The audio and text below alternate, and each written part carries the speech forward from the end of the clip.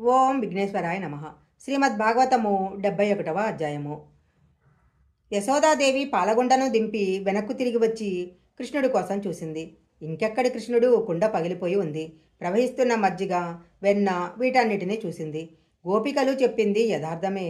వీడు చాలా అల్లరి చేస్తున్నాడన్నమాట అని అనుకుంది. ఇప్పుడు కృష్ణుడు ఎక్కడ ఉన్నాడో చూడాలి. ఒక రాతిని తిరగేసి దానిమీద కూర్చొని కోతులకు వెన్న పెట్టేస్తున్న కృష్ణుణ్ణి చూసింది. అప్పుడు ఆమె వీడి అల్లరి ఎక్కువైపోయింది. ఏదో ఒకటి చెయ్యాలి కాబట్టి వీడిని ఇవాళ కట్టి కొట్టేస్తాను అనుకుంది. గోపకాంతలందరూ యశోద ఏం చేస్తుందా అని పరిశీలిస్తున్నారు. అప్పుడు యశోద, ఈరోజు నిన్ను పట్టుకుంటాను, కట్టేస్తాను అంది. అనగానే కోతులకు పెడుతున్న వెన్న వదిలేసి ఆ రోలు మీద నుంచి దూకేశాడు.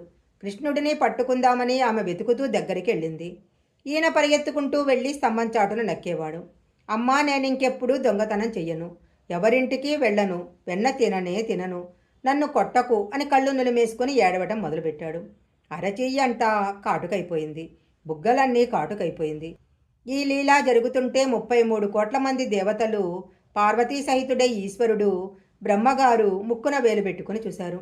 ఆయన ఆ రోజున అంత భయం నటించాడు. అమ్మ ఎటు నుంచి వస్తుందోనని క్రీగంట చూస్తూ పరిగెడుతూనే ఉన్నాడు. ఆఖరికి దొరికిపోయాడు. కొడదామనుకొని చెయ్యెత్తింది. కానీ కళ్ళు నులుముకుంటూ ఏడుస్తున్న చిన్ని కృష్ణుని ముఖం చూసేసరికి కొట్టలేక నిన్ను కట్టేస్తాను అని మాత్రమే అనగలిగింది. యశోద ఎంత అదృష్టవంతురాలో! ఎవరికీ దొరకని పరమాత్మ ఆమె చేతికి దొరికిపోయాడు. అప్పుడు ఆమె కృష్ణుడిని కట్టేయటం కోసమని తాడు కోసం వెడుతుంది. అక్కడ కవ్వానికి అంతకుముందు పెట్టి తిప్పిన తాళ్ళు ఉన్నాయి. వాటిని తీసి బొజ్జ చుట్టూ తిప్పుతుంది. తిప్పితే 2 అంగుళాలు తక్కువ వస్తుంది. ఎన్ని తాడులు ముడివేసి కడదామనుకున్నా ఎప్పుడు 2 అంగుళాలు తక్కువే వస్తుంది. ఆయనను లక్ష్మీదేవి అంతటిదీ కౌగిలించుకుందామనుకుంటే ఆమె కౌగిలికి దొరకనివాడు, సనక సనందనాది మహర్షుల మనసులకు చిక్కనివాడు, వేదమంత్రాలకు దొరకనివాడు ఇప్పుడు అమ్మ చేతికి దొరికి రోటికి కట్టబడ్డాడు.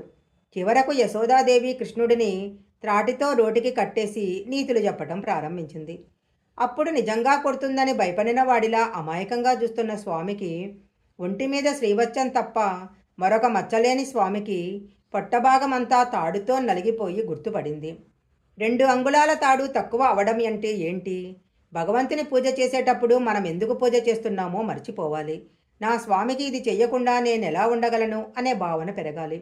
అప్పుడు మీరు చేసిన పూజకు కోరిక ఉండదు.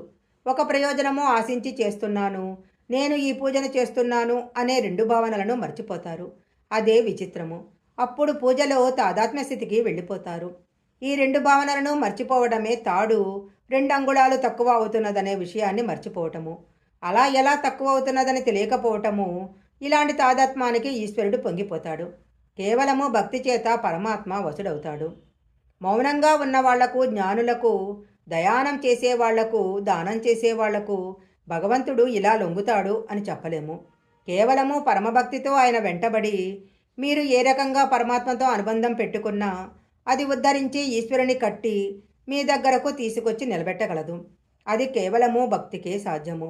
ఇక్కడ పరమాత్మ యశోద యొక్క భక్తికి కట్టుబడిపోయాడు.